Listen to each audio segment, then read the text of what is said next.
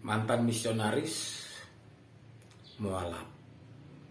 Selama menjadi sebelum mualaf, dia khotbah suka menjelek-jelekkan agama orang lain. Salam, jumpa lagi bersama saya dalam Kristen Menjawab.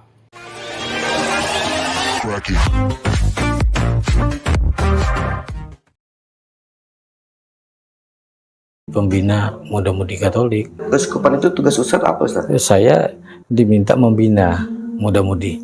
Makanya saya selalu keluar, selalu khotbah. Nah, khotbah saya selalu menjelekkan Islam sebetulnya. Suka jelekan Islam, jangan berteman dengan orang Islam, nanti jadi Islam.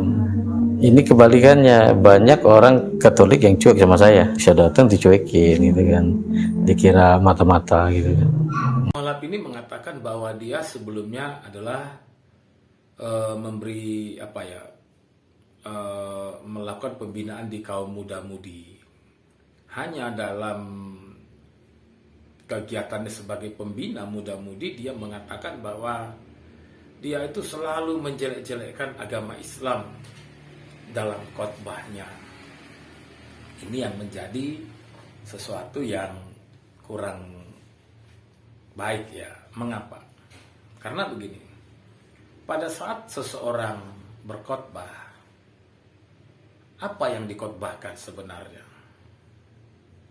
Yang kedua, bolehkah kita mengajarkan kebencian terhadap agama orang lain? Jadi pada saat seseorang berkhotbah, maka sebenarnya ketika orang berkhotbah itu dia sedang menyampaikan firman Allah, menyampaikan suara hatinya Allah. Karena itu orang yang berkhotbah itu bukanlah orang sembarangan. Seorang pengkhotbah ketika dia diberikan tempat atau panggung atau mimbar untuk berkhotbah, maka dia harus memiliki kualifikasi. Yang pertama itu adalah kualifikasi dari sisi kapasitas dia. Yang kedua itu adalah dari sisi kesaksian hidupnya. Tidak semua orang boleh berkhotbah, karena yang dikhotbahkan itu haruslah sesuatu yang memang sesuai dengan suara hati Tuhan. Selain itu, seorang pengkhotbah dia harus memiliki pola hidup atau cara hidup yang memang benar-benar tidak bertentangan dengan firman Tuhan.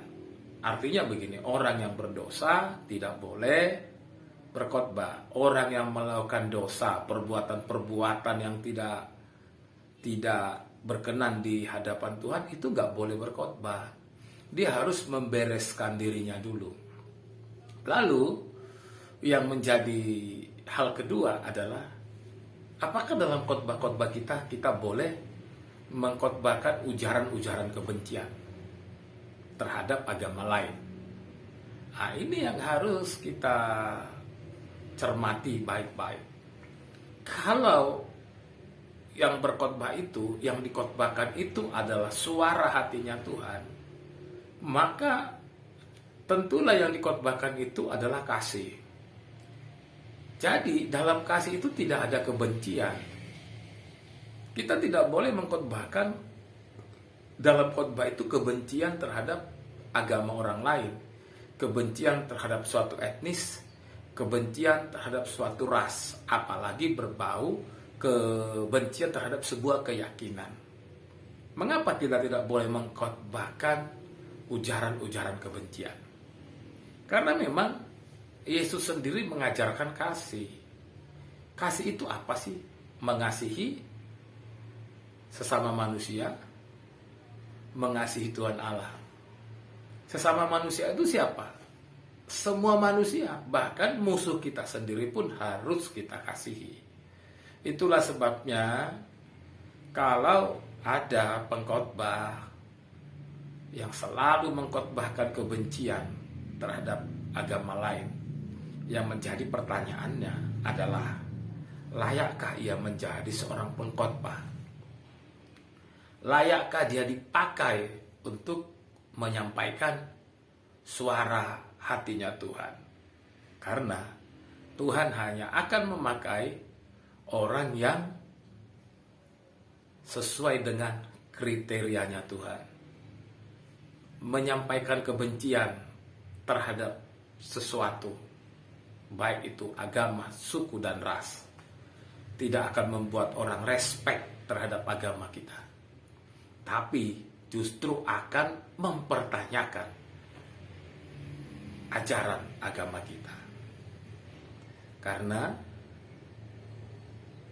orang melihat kebaikan sebuah agama itu dilihat dari bagaimana penganut agama itu melakukan agamanya, dan bagaimana agama itu membuat kita lebih baik lagi. Salam, Tuhan Yesus memberkati.